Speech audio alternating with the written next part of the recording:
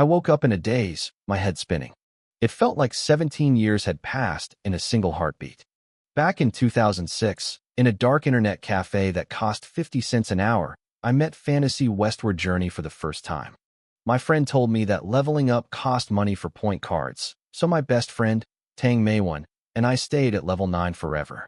It wasn't until a high-level player with a glowing weapon told us we could actually earn money by leveling up that I finally moved to Chang'an City and joined the Chung Yaojin sect. I spent my entire summer after high school graduation grinding. I played a Tang Dynasty character, adding points to agility and stamina, and spent months just hunting bandits. When I got to college, I did 300 sect quests every single day. My character reached level 145, but my skills and cultivation were still at 0. Eventually, one account became 2. The only thing that stayed the same was the endless grind. After graduation, the merchant playstyle became popular. I started playing 5 accounts at once professionally. Back then, it was a goldmine. I saw the opportunity and transitioned into flipping items. I stayed awake for years, grinding through the nights, until a major game update hit me like a sledgehammer. I was desperate. That's when my best friend, Tang Meiwan, did the unthinkable. He mortgaged his future wedding house to lend me 300,000 yuan. I put everything on the line. I ran 15 accounts, aiming for the 100 billion experience rewards. For 2 years, I buried my head in the game. When I finally reached the goal, one reward chance was worth 90,000 yuan. I made over 700,000 in a flash. Those were the days when a divine horse skill book cost 400,000 yuan. But I wasn't satisfied. Even when account prices doubled, I took out more loans to buy 10 more groups of accounts. Then, the developers released the 3 Realms contribution system. My daily gold production couldn't keep up with the experience costs for my accounts. The progress slowed down. Then came the announcement that destroyed me. The 100 billion rewards were adjusted. Any skill book received would be locked to the server for 30 days. When the developers introduced a way to trade divine orbs for these rewards, I stayed optimistic. I thought it was a safety net. I figured the price wouldn't drop below 30,000 yuan. I underestimated the developers' determination to crush professional profit seekers. I didn't even check the forums or the group chats. I knew it was over. Then, the divine orbs became infinitely available. The chance of getting rare skill books plummeted. The divine horse book crashed from 400,000 to less than 100,000 in no time. My assets shrank by 75% overnight. I still held dozens of high-experience accounts I had bought at peak prices. I did the math. If I sold everything, I wouldn't just lose 2 years of my life. I'd be 2 million yuan in debt. 17 years felt like a dream. The saying was true, what you earn in the game stays in the game. You can't take a single cent home. In the end, I never even finished those accounts. Before I closed my eyes, my head felt heavy. But now I felt sharp. The memories were vivid, yet I was sitting in a classroom. I looked around and saw a familiar face next to me. Brother Sheng, a voice whispered. Old Yang is teaching. Stop daydreaming. I scanned the room. My eyes landed on Tang Meiwan's youthful face. He was wearing thick glasses because of his high myopia. I used to call him Two-Head. Two-Head, I whispered, pinch my leg. Hard. He pushed his glasses up his nose. What's wrong with you? Besides, my leg feels better to pinch than yours. Just do it. I feel dizzy. I just had a long dream where I went bankrupt and owed you 300,000 yuan. His eyes lit up. 300,000? How did I get that much money? If I had that kind of cash, I'd go to the cafe right now. I'd buy a glowing weapon, a high-level dog pet, and enough dyes to make my character look legendary. Then I'd go crush those kids in the other class. I looked at him. That's all you do with 300,000. He pulled 4 crumpled 50-cent bills from his pocket. Forget 300,000. This is 2 yuan. It's my breakfast money. After school, we can each play for 2 hours. I had almost forgotten what he used to play back then. What was your sect again? I forgot my login info. He glanced at the teacher and lowered his voice. Demon King Palace. I put all my points into strength. I have more health and damage than your Tang Dynasty character. I clear quests way faster. I remembered now. He really did play a high-strength Demon King. He actually dealt more damage than I did. Zhuang Shaosheng. Tang Meiwan, the teacher, Yang Jianren, barked. What are you smiling about? The college entrance exams are almost here. Look at your grades. How do you have the heart to whisper? Hearing his familiar scolding actually felt warm. To head, I asked quietly, what's the date? April 1st. Why? You trying to prank me? No pranks. How much money do you have left? He showed me the 2 yuan again. Just this. I haven't eaten all day. I realized I needed to cherish every second of this new life. I needed to plan. Keep your money for breakfast. And don't think about games for a while. He looked shocked. Are you okay? You don't want to go to the internet cafe? Then give me your mutated sea caterpillar pet. Get lost, I snapped. If you fail the exam, your dad will send you to a factory. You won't have time for games then. It wasn't that I didn't want to play. In my past life, this guy struggled for years before finally getting a stable job. Since I was back, I had a plan. I decided to start with the game I knew best. In this era, the game was still unexplored territory. With all the bugs and secrets I knew from the future, I wasn't going to let these opportunities slip away. The exams were coming. I watched Tang Meiwen and thought about how hard he had it before. I dragged him into a brutal study routine. We studied until our heads throbbed. When the results finally came out, I scored 482 and he scored 480. In our province, the competition wasn't too fierce. The cutoff for the top-tier universities was only 464. Tang Meiwen was so grateful he insisted on following me to the same school. After looking through the options, I chose a university in Zhejiang. It was time to start over. Tang Meiwen ended up picking the exact same university as I did. On the way home, he was buzzing with excitement. If someone had told him 2 months ago that he'd actually get into a top-tier school, he'd have expected a bolt of lightning to strike him down first. Brother Sheng, thank you, he said suddenly. The sincerity caught me off guard. For what? I asked. If you hadn't dragged me along these last few weeks, I probably would have ended up in some dead-end vocational school. I waved him off. Forget about that. From now on, you're with me. We're going to conquer the 3 realms. He blinked, confused. Conquer the what? Are we joining a gang? Fantasy westward journey, I clarified. You'll see. Just go home and tell your dad you need a laptop for school. Tell him it's essential for your studies. Then bring it to my place tomorrow. My own parents were thrilled. They handed me 7,000 yuan, enough for my tuition plus a 2,000 yuan bonus. I didn't waste a second. I spent 1,000 on a broadband connection and over 5,000 on a solid laptop. I had 1 month before school started, and I planned to make every cent of that tuition money back. The next morning, a knock woke me up. It was Tang Meiwen, grinning and clutching a brand new Huable laptop. I pulled him inside and set everything up. He watched, wide-eyed, as I navigated to the game's website and started the download. Brother Sheng, can we really make money playing this? He asked, sounding nervous. I spent my whole tuition on this computer. If this fails, I'm dead. We can't, I said firmly. Trust me, the game is a gold mine right now. I wasn't just guessing.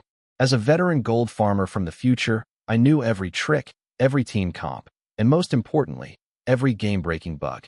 I remembered the Buddha's hand incident, the pawnshop weapon glitch, and the infinite life-death cycle.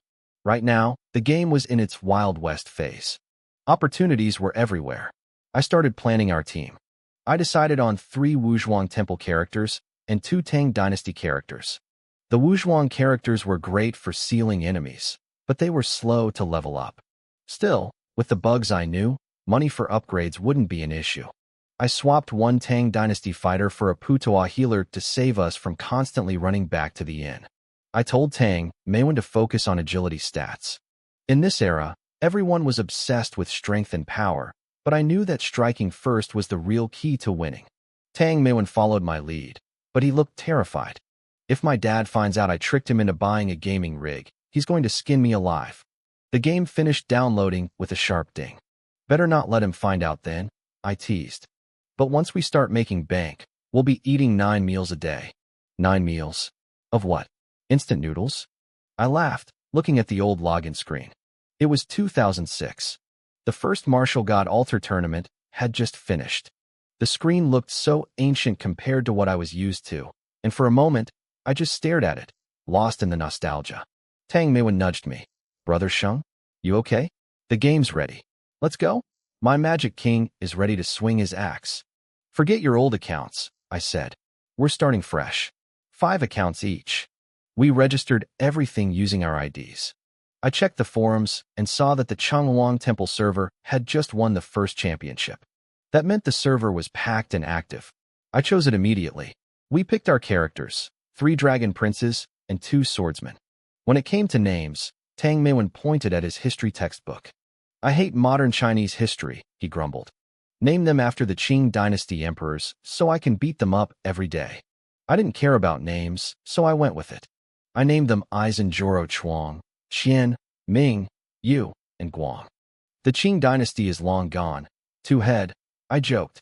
But in this game, our empire is just beginning. I was only half joking about the names, but Tang Meiwen didn't have a creative bone in his body. He was in full edgy teenager mode. He named his 5 characters. I am number 1, I am number 2, and so on, all the way to 5. "All right," I said, cracking my knuckles. "First, we get into the game and hit level 10. Then we find someone to power level us to 50 as fast as possible." "Got it, Brother Sheng." We logged in, but reality hit me immediately. The accounts were bone dry. No subscription time, no gold, nothing. I reached into my pocket and pulled out 600 yuan bills, the last of my cash. I turned to Tang Meiwen. "Two-head, take this. Go to the newsstand outside and buy 2,300-point game cards. Make sure they have the security code cards attached. We need them to bind the accounts. Then we'll sell some of the points for in-game gold to get our starting capital." Tang Meiwen stared at the money, stunned. "Brother Sheng, we're supposed to be making money. At the current market rate, a 50-point card went for about 500,000 gold. I listed a 300-point card for 2.95 million. Tang Meiwen watched me work with a worried expression. "Brother Sheng, can we really make money? We haven't even started playing, and we've spent hundreds." I glanced at him. "I just put my entire college tuition into this. What are you scared of?" I walked over to his desk and adjusted his windows. "Put one in each corner and the leader in the middle. It's easier to manage that way. Use your Putua character as the leader." "Brother Sheng, I can barely handle 1 account. How am I supposed to play 5? Learn the skills first. You'll get used to it." He narrowed his eyes. "Have you been playing this in secret? You're way too fast at this." I paused for a second, then shook my head. "No, I just read a lot of strategy guides. Tell you what, I'll log your leader character onto my computer for now." I went to the Chang'an Bank, withdrew 3 million gold, and headed to Jianya City. I scoured the stalls for golden dew at 60,000 a bottle and bought 2 full inventories. I needed to wash those sea caterpillars until they had the night vision and critical strike skills. For a high-damage physical lineup, pets were essential. Sea caterpillars were the best early game choice because they were fast and had great base skills. After burning through the dew, I had 10 perfect pets. I withdrew another 4 million. I still had 18 million left from the card sales. I gave Tang Meiwen's lead character 1 million gold and took both teams to the palace gates. The chat was exploding with high-level players selling power leveling services. Level 129 Dragon Palace, sweeping the Wild Goose Pagoda, 120k per hour. Fast XP. Level 144 Dragon Palace, Ghost Hunting, 200k per hour. Long-term only. The palace was packed. While Ghost Hunting gave more XP, sweeping the pagoda was faster for low levels. I messaged a player named Nine Heavens Goddess, a level 151 Dragon Palace. She was one of the highest level players on the server. "Hey, I want to book a full pagoda sweep," I typed. "I'll pay 600k for the whole slot." "Deal," she replied. "I'll kick the random I just picked up. Join me." I moved 4 of my accounts into her party and traded over the gold. Tang Meiwen's jaw dropped. "Brother Sheng, what if she scams you? She's level 151. There aren't many players like her yet. She won't risk her reputation for 600k. It's peanuts to her." I found another level 144 Dragon Palace for Tang Meiwen's 4 accounts and tucked our remaining 2 characters into a random group. The pagoda was so crowded we barely saw any monsters on the first few floors, but the XP kept rolling in. An hour later, with double XP active, all 10 accounts hit level 23. "Goddess," I messaged. "Let's do 2 more hours. I'll pay up front." "You got it, boss." We started at 9 in the morning. By 1 in the afternoon, I had burned through all the stored XP. Every character was level 45. My inventory was overflowing with level 30 and 40 gear. I identified everything, kept the decent pieces, and sold the junk to the NPC. That alone brought in another million gold. Tang Meiwen was looking at me with genuine respect now, but he was stuck on the stats. Brother Sheng, how do I build these? Tang Dynasty, for strength, 1 agility. Putual, 1 stamina, 3 agility, 1 defense. Wuzhuang, 2 agility, 3 strength. Wait, Wuzhuang needs strength. Yes, and put all the pet points into strength too. Got it. 2 head, go cook some noodles, I said, stretching my arms. I'm going to 10-box some ghost hunting missions. I want us at level 50 by tonight. 10-boxing. Tang Meiwen stared at me like I was a monster. Brother Sheng, you're a beast. After a quick meal, I spent 7 million gold to buy 10 Heaven Formation manuals. I taught the formation to every account and prepared for the grind. 2 head, pay attention, I said, pointing at his screen. I'm going to teach you how to find ghosts without using items. It's all about the coordinates. The ghost will always be within 50 units of the target location. If the coordinates are 30, 50, the ghost is likely on a line between 10 and 50. If you get lost, just buy an Eye of Heaven from the station. It'll give you the exact spot. I spent the next hour coaching him through the movement and combat. Eventually, he got the hang of managing his 5 accounts. By 5 in the evening, the sun was starting to set, but our grind was just heating up. I had already cleared over 60 ghosts on my accounts. Even with the exact same team setup, Tang Meiwen had managed less than 40. He looked a bit discouraged, but I told him it was fine. He was learning. He nodded and started listing his loot. He'd picked up 2 pairs of green boots, a goat horn helmet, and a few musical instruments like the muyu and pipa. I gave him quick instructions. I told him to sell the instruments to the merchants at the terrace. For the boots and the helmet, I told him to buy some level 40 identification scrolls from the guard and check them. Gear from ghost hunting missions had a decent chance of rolling high in stats. Suddenly, Tang Meiwen shouted. He was shaking with excitement. His goat horn helmet had rolled a special skill, water cleansing. It was the first Big 5 special equipment he'd seen in a whole year of playing the game. I told him it was a solid pull. Water cleansing was useful, and we'd definitely need it later. He asked me what I got. I shrugged. Just some junk level 40 gear that I'd already scrapped for gold. He didn't mind and got back to the grind. I reminded him to make sure his double XP was active. We pushed through until 10 at night. By the time our double XP ran out, our characters had hit level 56. I sat back and did the math on our 10 accounts. Between the raw gold from the ghosts, 19 pieces of high-level gear, and various drops like red roses, we had cleared nearly 6 million gold. After subtracting the cost of game time, we'd made about 20 yuan in profit. It wasn't a fortune, but Tang Meiwen's eyes went wide. He asked me if it was really possible to make money just by playing. I laughed and told him we were only just getting started.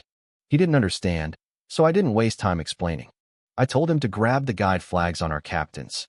It was time to run the level 55 story quests. After a few hours of running back and forth, we finished everything. I had Tang Meiwen max out the Chiman Duanjia skill on his main account and the Xianling shop skill on mine. 2 head, follow me to the Chang'an pharmacy, I said. I had him set 10 red guide flags there. Then we went to the pawn shop and set 10 green flags. My heart was racing. I was about to test the legendary Buddha's Hand exploit. If it worked, everything was about to change. I looked at Tang Meiwen and told him that what he was about to see would change his life, but he had to keep his mouth shut. He nodded solemnly. I showed him the trick. The pharmacy owner sold Buddha's hands for 80 gold each. They stacked in groups of 99. I bought 18 stacks and used a flag to teleport straight to the pawn shop. I clicked the owner and hit sell. The pawn shop owner bought them for 200 gold each. Tang Meiwen stared at the screen, confused. I did the math for him. We were making 120 gold profit per item. 1 stack was over 11,000 gold in profit. If we filled every inventory slot on every account, we were making over 200,000 gold per run. His jaw literally dropped. He realized that with 10 accounts, 1 single trip made us 20 yuan. If we did this 24 hours a day, we'd be rich. I told him to slow down. If we flooded the game with too much gold too fast, the developers would notice. We had to be smart. We had to be the frog in the boiling water. We spent the night printing money. Eventually, Tang Meiwen panicked. His characters were hitting the gold cap, and even the bank couldn't hold any more. We had nearly 200 million gold. I told him to stop. We couldn't push our luck. The next morning, we went to the bank and set up online accounts. Back home, I logged on to 5173, a trading site. I listed 30 million gold for 300 yuan. Within minutes, it sold. I looked at the buyer's ID, 250986, a level 155 character named I am strongest. I added him in-game. He told me to meet him at the bridge. I handed over the 30 million gold, and 5 minutes later, I got a text. After the site took its massive 20% cut, I had 240 yuan in my bank account. It was a steep fee, but since there was no official platform yet, I had to pay it. I immediately listed another 30 million. The same buyer messaged me instantly. He asked if I was the same guy. I told him I had 150 million more.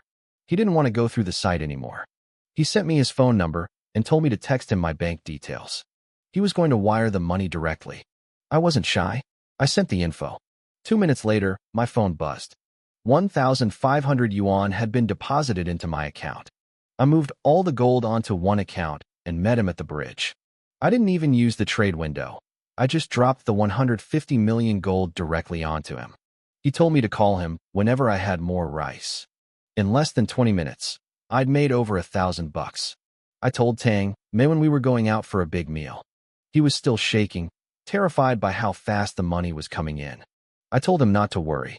Over the next 20 days, we played it cool. We only extracted about 200 million gold a day from the pawn shop and sold it all to our new friend. By the end of the month, my bank balance had climbed to nearly 20,000 yuan. During that time, I spent 20 million gold to buy a decent faction for my team. I leveled up all the accounts in my Aizenjoro group to level 69. On August 28th, Tang Meiwen and I headed to Zhejiang to start our new lives as college students. We were assigned to the same dorm room, but since I had already lived through this once before, I didn't care much for the typical college experience. As soon as military training ended, I dragged Tang Meiwen out to rent an apartment near campus. It was a 3-bedroom place for 2,000 yuan a month, and we had to cover our own utilities and internet. Besides the 2 laptops we already had, I spent my remaining savings to build 3 new high-end desktops. They cost over 6,000 yuan each. Tang Meiwen looked at the room full of computers, his head spinning. "Brother Shang," he stammered.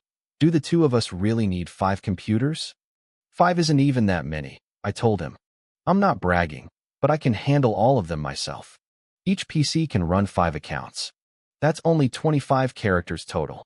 Right now, we only have 2 teams. We need to push ourselves until we have 6. He asked why 6.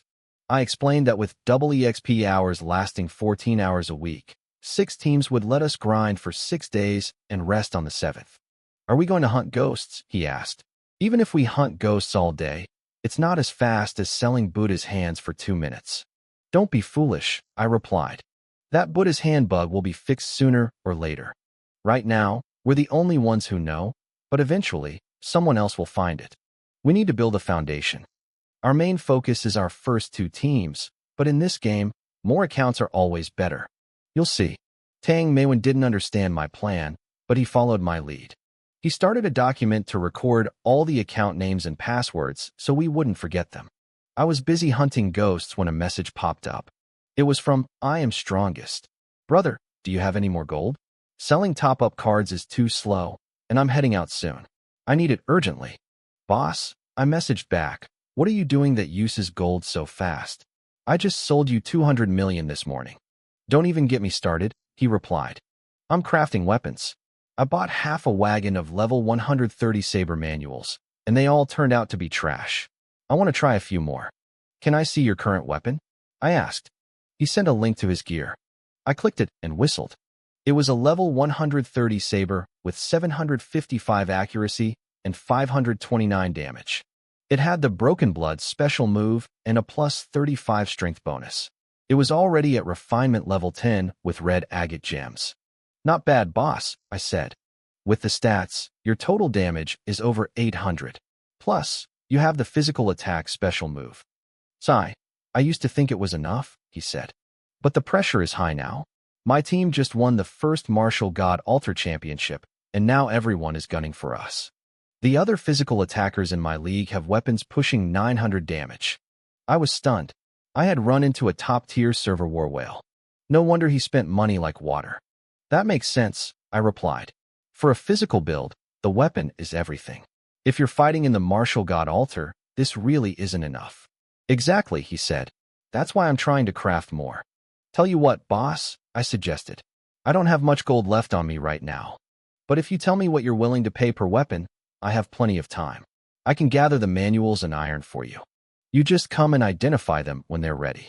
He didn't reply immediately. Then my phone rang. It was him. I had saved his number since he was a VIP client. Hello, boss, I said. Hey, brother, he said over the phone. Level 130 axes and sabers go for about 5.5 million and 9 million gold. If you prep them for me, I'll pay you 55 and 90 yuan respectively in cash. I'll take as many as you can make. I've got to run now. Got it. Leave it to me. I hung up, feeling great. If I could stay connected to this server war whale, I'd never have to worry about selling gold again. I headed to the blacksmith shop. There were very few stalls, mostly just people offering crafting services. I checked a stall selling materials. A 130 axe manual was 2.8 million. A 130 saber manual was 5.5 million. Adding in the iron and the 30 fortification stones needed for each, my costs were almost exactly what he was paying me. However, stall prices are always inflated. If I could source the materials cheaper, I'd make over 1 million gold in profit per weapon. I went back to my Buddha's hand routine while spamming the world chat. Buying level 130 axe and saber manuals. Buying level 130 iron. Buying fortification stones in bulk. Message Eisenjoro. I had all 5 accounts spamming the chat. It worked. Within minutes, my notifications were blowing up. Players named Whose House and Sad Tears added me instantly.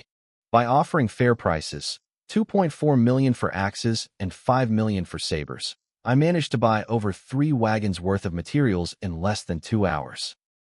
I didn't trust the public crafters, so I used my own character's stamina to forge the weapons myself. By 8 p.m., I was done. I didn't message him in-game because I wasn't sure if he was the one at the keyboard. I called his phone instead. Boss, the weapons are ready. 15 axes and 15 sabers. Great, he said. Trade them to me. I'm logging on now. Before I even handed over the items, a text message hit my phone. He had already wired me 2,200 yuan. I met him at the rooftop in-game. Boss, bring an extra account with an empty inventory, I told him. I've got the identification scrolls ready for you too. I handed everything over. As soon as the trade finished, my faction's resources refreshed, so I rushed back to the faction hall to upgrade my character's stats. Before I could finish, a message came in from him. Brother, still nothing good. If you can, keep prepping more for me. I'll take level 130 armor and jewelry too. I'll pay market price for everything. I grinned. You got it. I'll call you when the next batch is ready. I looked over at Tang Meiwen. He was controlling 5 accounts. 4 of them were brand new underworld characters, following a high-level player through the pagoda to power level. We were just getting started. My other accounts were busy running trade routes. I looked over at Air too. How much longer on your end? I'm starving. Let's go grab some late-night snacks. Almost done, Shungu, he replied. 10 more minutes in the pagoda. This account is about to finish its trade run too. I'm going to jump in the shower first. I've been sitting here all day and I'm covered in sweat. We headed to Zhou's food stall, a popular spot just outside the university. The prices were fair, the food tasted great, and most importantly, it was clean. Even though it was 9:30 p.m., the place was packed with students. We found an empty table outside, ordered a few beers, some meat skewers, and 2 plates of fried noodles. Air 2. I found another business opportunity today, I said. His eyes lit up instantly. What is it? Tell me, Shungu. I explained how I had been buying crafting manuals and iron to forge weapons for I am strongest. Is the profit good? Air 2 asked. About 20%. 20%? That's huge. He raised his voice in excitement. So you made over 400 yuan today just by crafting for him. Keep it down, I hissed. Half the students here play Fantasy Westward Journey. Some things are better kept to ourselves. He nodded quickly. Right, I got it. After we eat, I'm in. This beats selling citron, and it's way faster than catching ghosts. I was getting bored just doing those two things every day. I grunted in agreement. The game didn't have many features yet. No dungeons, no high-level challenges, no divine artifacts. It was just grinding and trading. By the time we finished, it was past midnight. We stopped by the in-game pawn shop to withdraw 200 million gold before finally crashing in bed. Tuesday morning brought the routine server maintenance. Since we couldn't play, we actually attended a lecture at the university. It was a massive class with several departments crammed into one hall. I'd been at school for a month, but only really knew my two roommates. Bored, I pulled out my phone to check the maintenance announcement. It was an old habit of mine. The update was simple. They were testing a Ghost King mechanic for players level 100 and up. We were only level 69. We needed to grind experience and level up fast. As I was lost in thought, Air2 nudged me. Shungge, look. The girl in the yellow dress in the front row. That's our class beauty. I forgot her name, though. Class beauty. I glanced over. What does she have to do with me? Women only slowed down my ghost-catching speed. Air2 gave me a thumbs up and went silent. The professor was lecturing on Western political economics. I didn't hear a word of it. Halfway through, I couldn't take the boredom anymore. I stood up and walked out. Air2 followed me immediately. Giving up on class? He asked. Forget Western economics, I muttered. I can barely figure out the economy in Fantasy Westward Journey. Why bother with this? We headed back to the apartment and fired up the computers. Air2, your job for now is to get the alt accounts to level 69. Run some trade routes on each so we can max out their skills. Got it. I logged in and started spamming the world chat. I was buying level 130 axe and saber manuals, level 130 iron and armor manuals for helmets, necklaces, and boots. I also needed massive amounts of fortification stones. I set up a stall at the rooftop and labeled it Buying High-Level Materials. By 2 p.m., I had burned through all my cash. I withdrew another 200 million from the pawn shop. As I forged the gear, I hit a snag.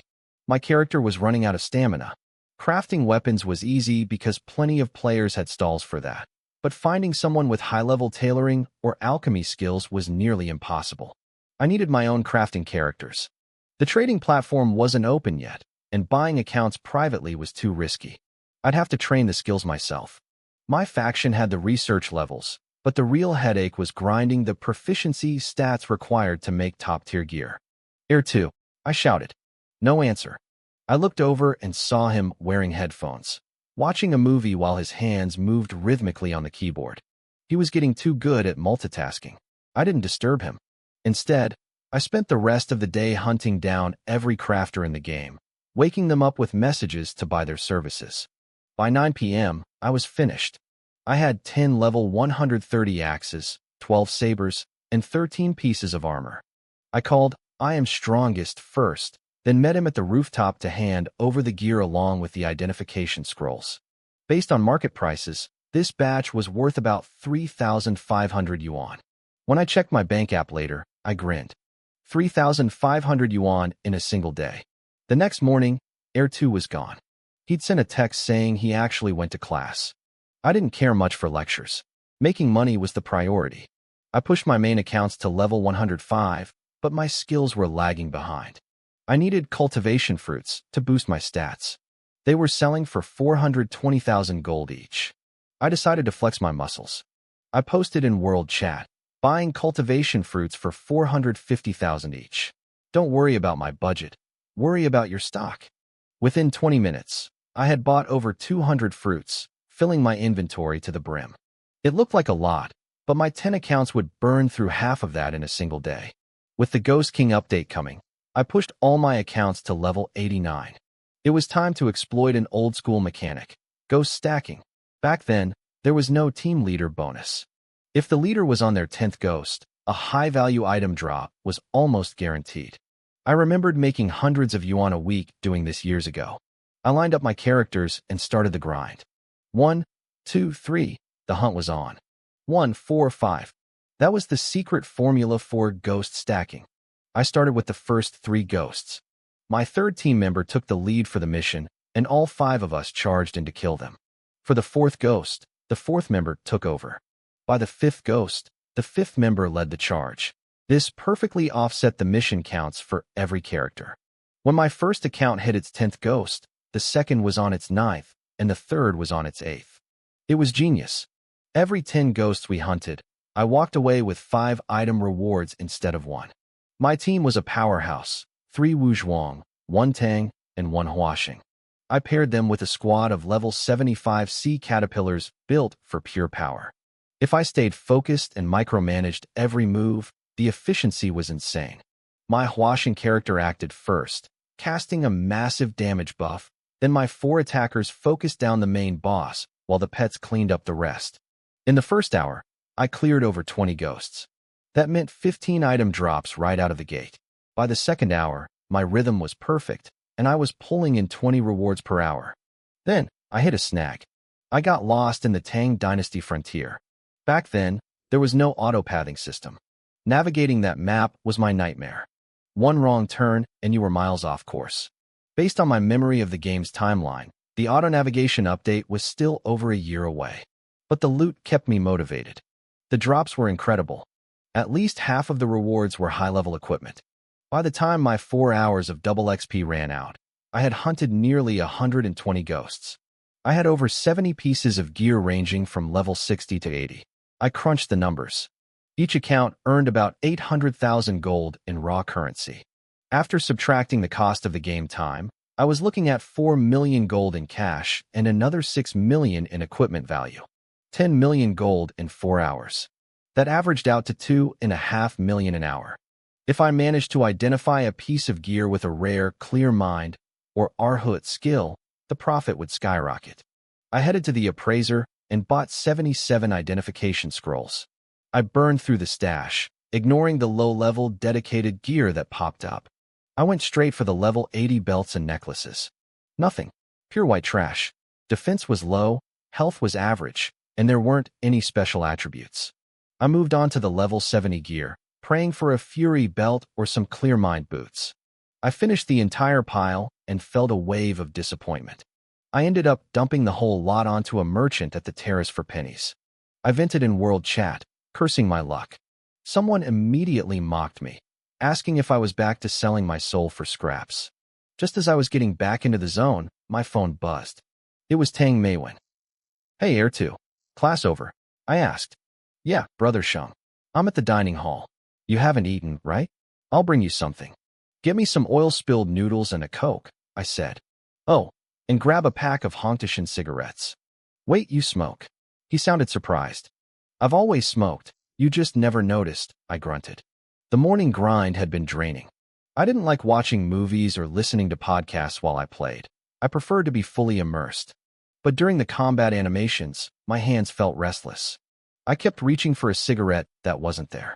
I remembered back in 2010, after I graduated, I smoked so much in my rental room that I actually made myself sick. I'd quit eventually, but the stress of the grind was bringing the craving back. While I waited for food, I used my main account to flip some alchemy materials.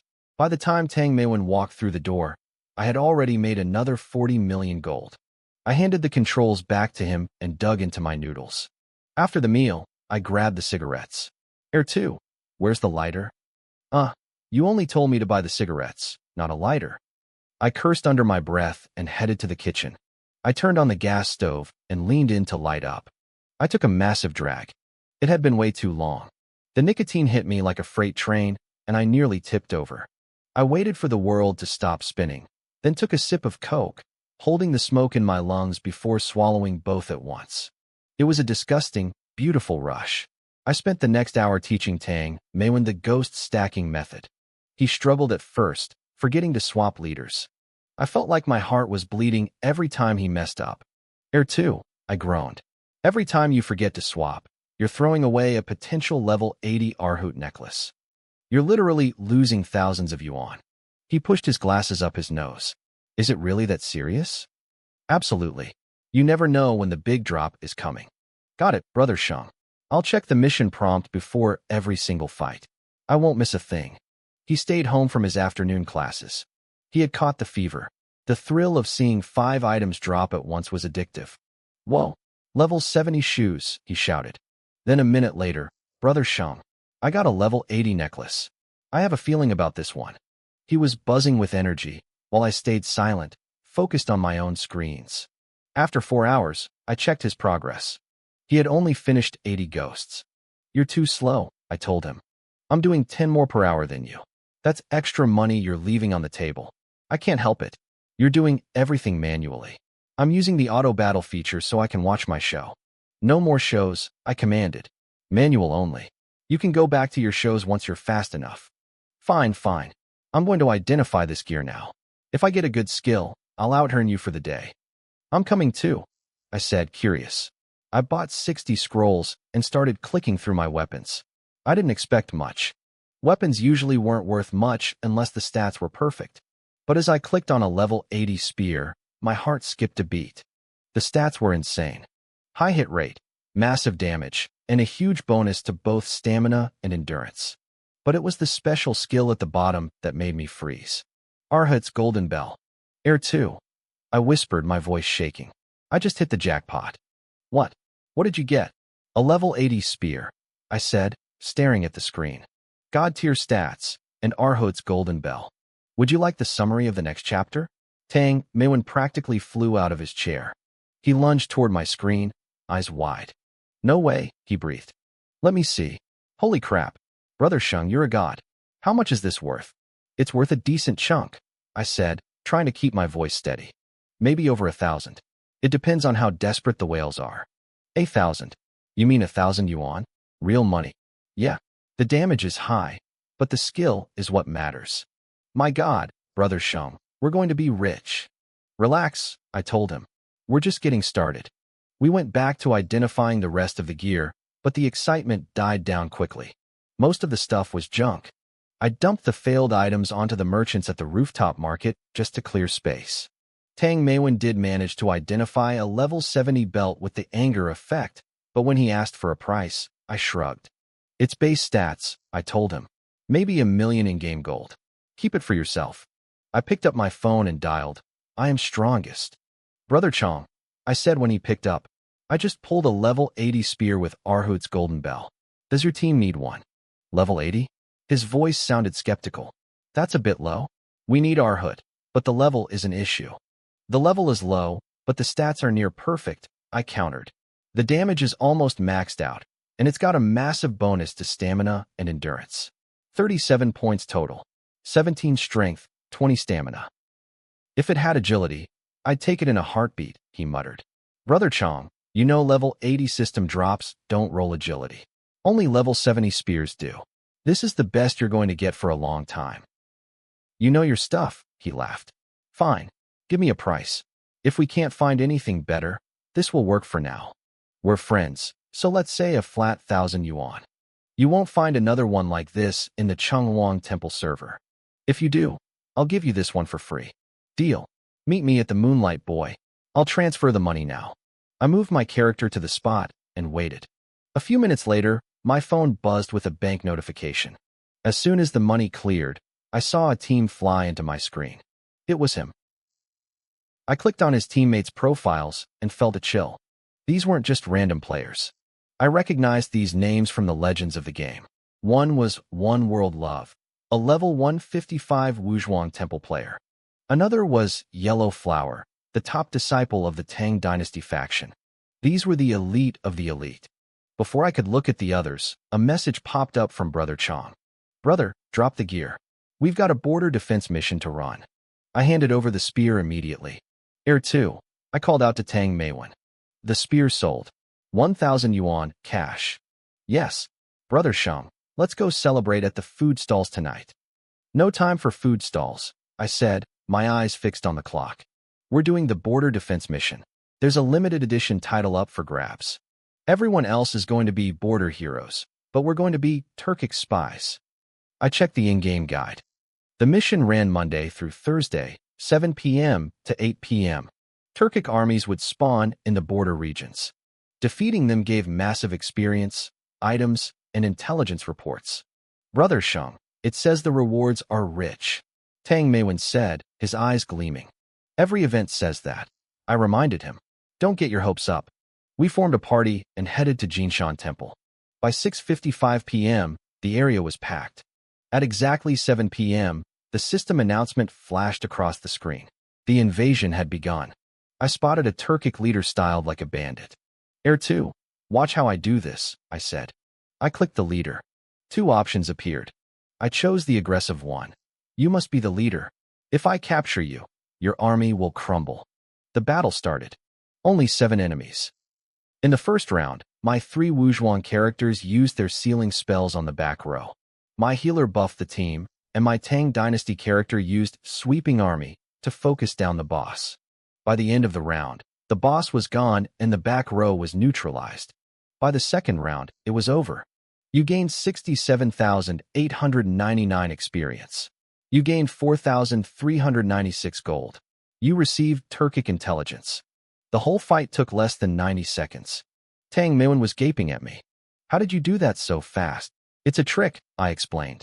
If you seal too many enemies at once, they'll use a cleanse spell to break out. You have to seal them in a specific order. Then, you have one of your pets flee the battle. The system sees the pet leave and assumes the fight is over if all enemies are sealed or dead. It shaves seconds off every encounter. You're a freaking genius, Sheng. Just learn it. We need to be efficient. We spent the next hour sprinting between the border maps. The mobs couldn't keep up with us. By the time the hour was up, my main character had 28 intelligence reports. One of the alt accounts even dropped a rainbow fruit, an item worth about 10 yuan on its own. Tang Manhwa was drooling. We had cleared 2 million experience and 200,000 gold per account in just 60 minutes. Everything was going perfectly, but I noticed one thing. My pets, the sea caterpillars, were fast, but their damage was starting to lag. They were missing their hits. If I wanted to keep this pace, I needed better firepower. And I needed it before the next big event. I was level 105 now. It was time to upgrade. My sea caterpillars weren't cutting it anymore, and if I wanted to stay ahead, I needed a team of lotus fairies or vampires. The market for lotus fairies was insane. Just a few days ago, I saw someone on the World Channel offering a super giant panda, a rare beast you can only get through massive top-ups or special events, just for a 4-skill lotus fairy. To get a good one, you have to use golden willow dew to wash their stats. A basic 3-skill fairy would cost you 6 million gold, but a 4-skill version? You had to breed those through fusion, and the cost was astronomical. It wasn't just the fusion risk, it was the skill books. High-end books like Combo, Crit, and Sneak Attack were selling for a fortune at the Janya City stalls. A vampire skill book was 2.4 million. Night Vision was 1.8 million. Combo was nearly 3 million. Even a cheap Sneak Attack book cost 1.2 million. To put that in perspective, a soul-fixing pearl was only 450,000. I headed to Janya City and started buying golden willow dew. I didn't stop until my inventory and all my alt accounts bags were overflowing. I must have bought over 100 bottles. Then, I hit up the Chamber of Commerce and bought 5 wild lotus fairies. I opened the fusion interface, picked a wild fairy, and popped a bottle of dew. Give me 3 skills, I muttered. I checked the results. High flight, high regeneration, and an attack aptitude of 1440. Not bad for the first bottle. I kept going. It took 20 bottles just to get 5 fairies ready. 3 had 2 skills, and 2 had 3 skills. I'll take it. I switched accounts and repeated the process. My luck improved slightly, landing 3 fairies with 3 skills. By the time I had 20 fairies prepped and ready, my stash of dew was nearly gone. Now for the grind. I took 4 of my accounts to the palace gates and found a level 140 Dragon Palace player who was acting as a taxi for experience grinding. I paid him 500,000 gold an hour to carry my accounts for 4 hours. He was a hard worker. He pulled us through fights from 10 p.m. until 1 a.m. Eventually, the team stopped moving on the 6th floor of the Wild Goose Pagoda. The guy probably fell asleep at his keyboard. I tossed another million gold on his character as a tip, left the party, and used my flight charms to head back to Chang'an. The next morning, I logged in and started looking for fodder pets for the final fusion. I wasn't satisfied with basic lotus fairies anymore. I had millions in the bank. It was time to spend. I posted on the World Channel, buying level 30 vampires with 4+ skills, ghost crafters with 2+ skills, and lawless force nuwas with 2+ skills. High prices. Don't worry about my budget. I'm loaded. A player named Loves Egg Noodles messaged me immediately. Boss, I have 3 4-skill vampires. 800,000 each. Stats are okay. Deal. Meet me at the terrace. I replied. Another player, Red Flag Flying, sent a private message. Boss, I've got a 4-skill ghost crafter. Price. I looked at the stats he linked. Level 30, high strength, ghost, meditation, and heart-piercing strike. Attack aptitude was a beautiful 1505. How much? I asked. Offer me, he replied. I hate playing that game. Offer me usually means they want to scam you or don't know the value. I ignored him and went back to the world channel. Buying fodder pets. Don't ask me to offer. If I'm not being ripped off, I'll pay 800k minimum. 10 minutes later, Red Flag Flying came crawling back. Boss, 6 million for the ghost crafter? Meet at the terrace. Fine, I told him. Next time, just give me a price or don't bother. Understood. You're the man, boss. It took me all morning to gather 20 fodder pets. I ended up with 10 vampires, 6 ghost crafters, and 4 new wasps with the lawless force skill. Before fusing, I decided to clean the skills. Some of these pets had great stats, so I went back to Janya City to buy cheap, trash skill books to overwrite their innate bad skills. Most junk books were 200,000 gold. I spent about 10 million gold just to prep them, making sure I wiped out the conflicting skills like ghostly or weakness. I headed to Longevity Bridge, my lucky spot. I opened the fusion interface. Congratulations. You combined a Lotus Fairy. Congratulations. You combined a Lotus Fairy. Congratulations. You combined a vampire. I went through the motions 20 times. The result, 11 Lotus Fairies, 6 vampires, 3 ghost crafters, and 1 new wa.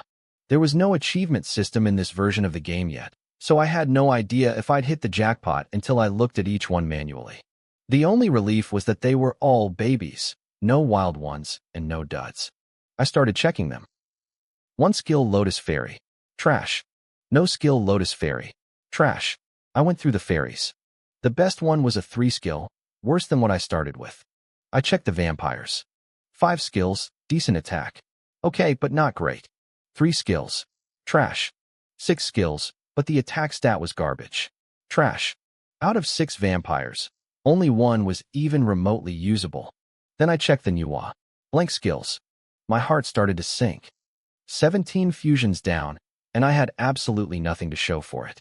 I put all my hope into my main account, Eisenjoro Chuan. I clicked through 2 more garbage ghost crafters. I was ready to give up. Then, I clicked the last one. My eyes nearly popped out of my head. It was a level 24 ghost crafter. A real baby. Attack aptitude, 1580. Defense, 1258.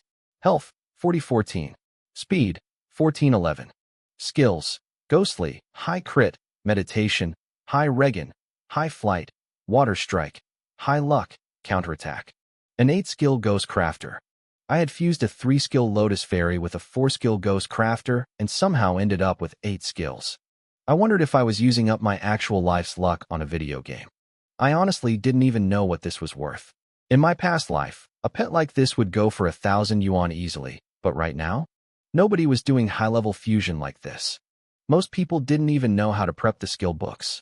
Since the trading pavilion wasn't open yet, I had no reference. I messaged my top client. I am strongest. You there, Chong? Not him, the reply came. I'm his friend. He's away. I wanted to see what kind of physical pets Chong is using, I said. He doesn't have much. Some phoenixes, a super bubble, and a lawless Niwa. They don't really use physical pets for server wars yet. Really? No physical pets. Wait, the friend replied. A few of the other accounts have vampires. Let me show you. A moment later, a character named Jade Emperor added me and started linking his pets. I needed to see how my new 8-skill beast stacked up against the best in the server. I looked through the pets Jade Emperor linked. They were all vampire archers, and every single one was a 5-skill build. The skill sets were nearly identical. High critical, high sneak attack, high stealth, and high night vision combined with high combo. A few of them even had low-level night vision. I shook my head. These pets wouldn't stand a chance in the later stages of the game. Professional 5-account farmers wouldn't even touch them. But right now, in this era of server wars, these were considered top tier. They didn't even have high godly resurrection.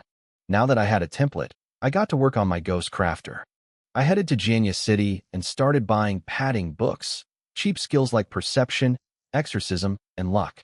They cost about 300,000 gold each.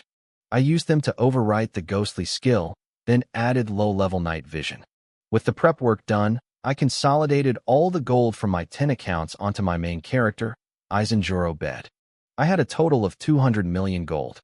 I headed to Ally Country to browse the high-level skill book stalls. The prices made my jaw drop. High Sneak Attack was 9 million. High Critical was 8 million. High Combo was 9.5 million. High Godly Resurrection was 4.5 million.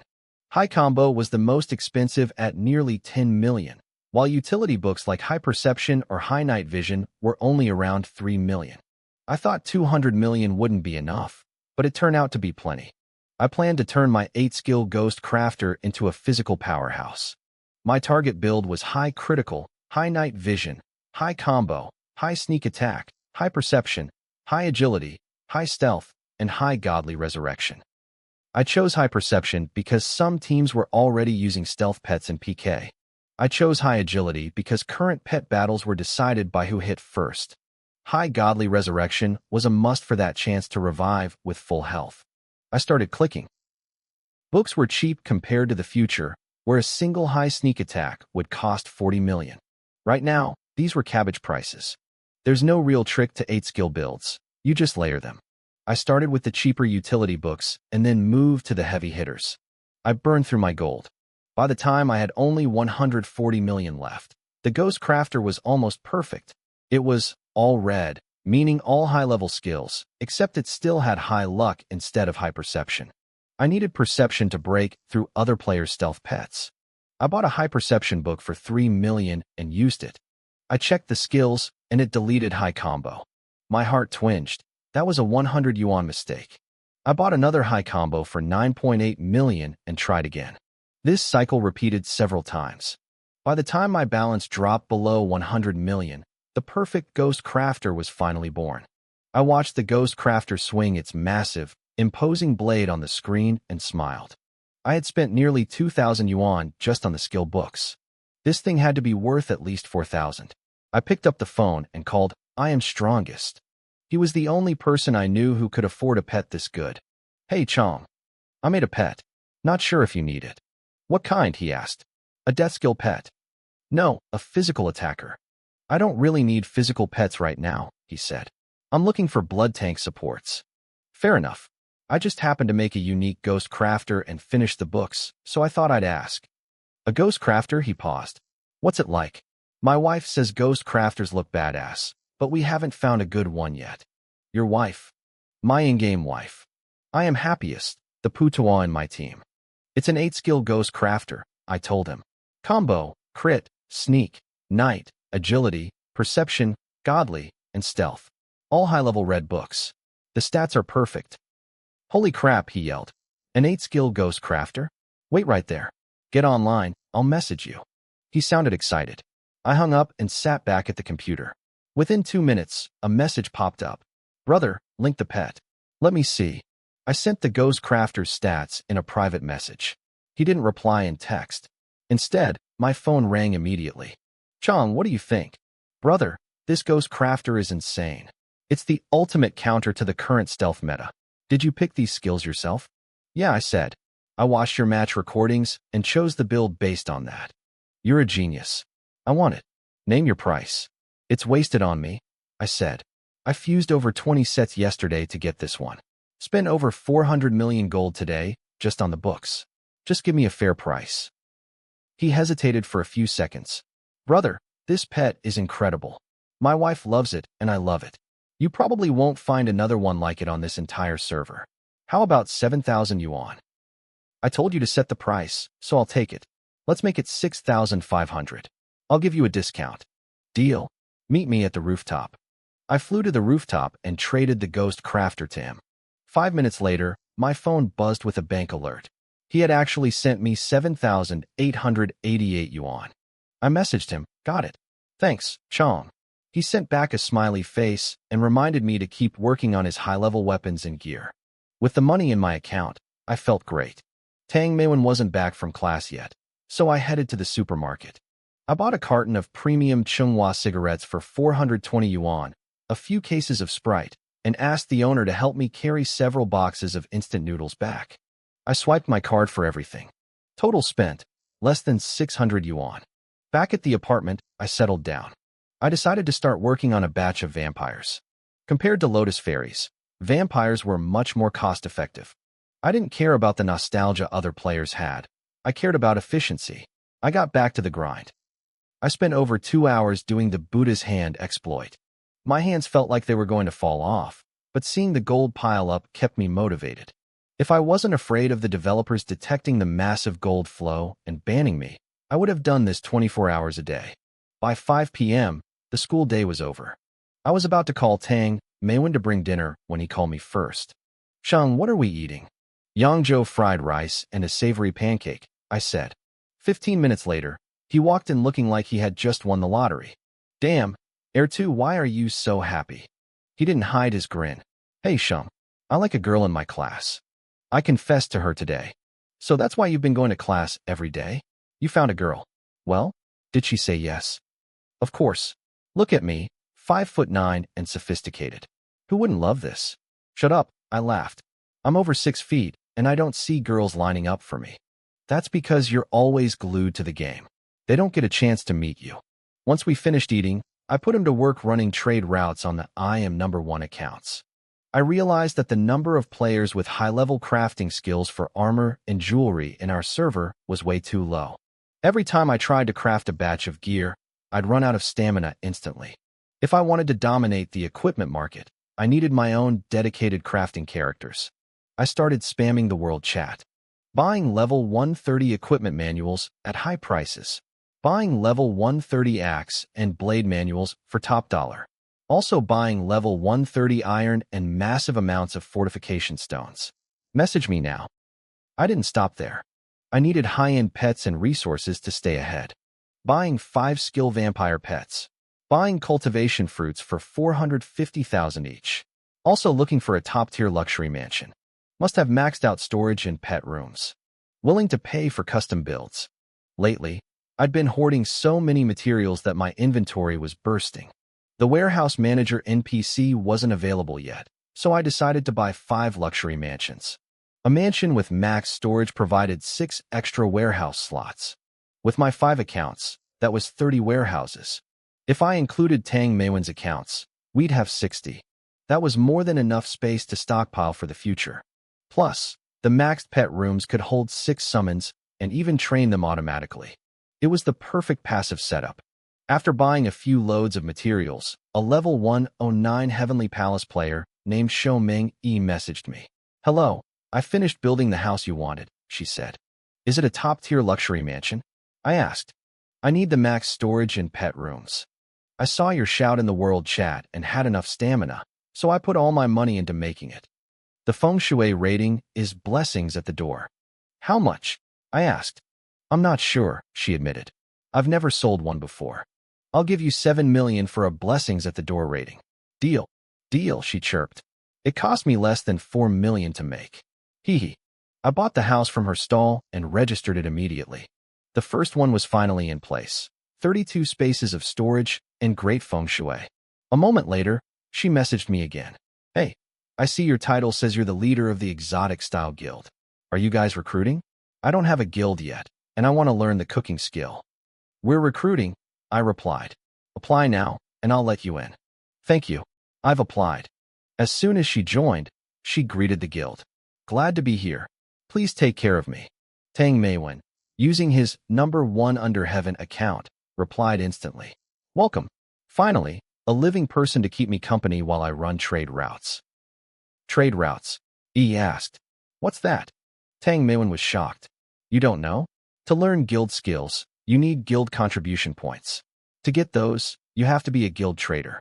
You earn money for the guild, and in return, you get to learn your skills." "Oh, okay. Thanks, big brother. How do I start?" Are you actually a girl?" Tang Maywen asked, his tone shifting. "Want to give me your QQ ID? I can teach you there."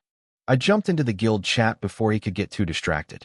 "Maywen, you better teach her how to run those routes within a day. If you don't, I'm telling your girlfriend you're flirting.